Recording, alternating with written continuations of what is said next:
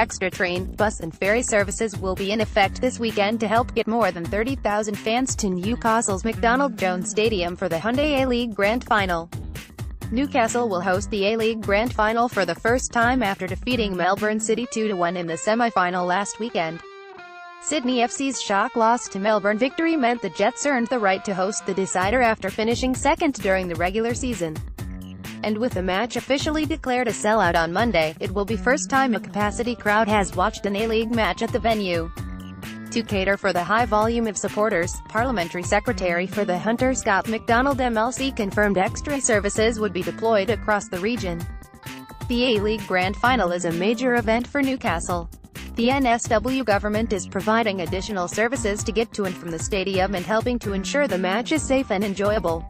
Mr. McDonald said, "Gates open at 6 p.m. and kickoff is at 7:50 p.m. so it makes sense to get to the stadium and avoid the rush." Extra trains will run to Broadmeadow from Tellera on the Hunter Line and from Gosford on the Central Coast and Newcastle lines from the early afternoon.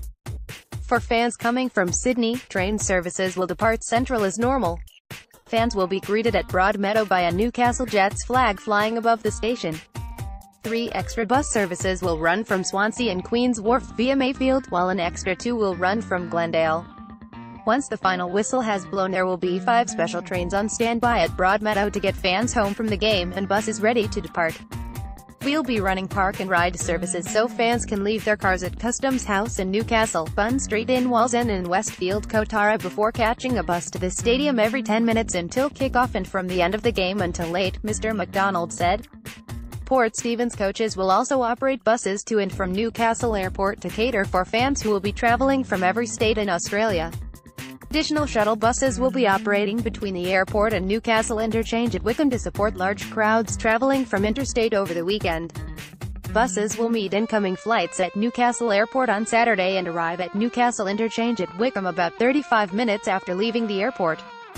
On Sunday, buses will depart the interchange to connect with flights. Ferry services have also been extended with the last ferry service to leave Newcastle at 1 a.m. on Sunday. With additional bus and ferry services and at least an extra 12 train services planned, we are confident people will be able to get to the game and enjoy a memorable experience, Mr. McDonald said.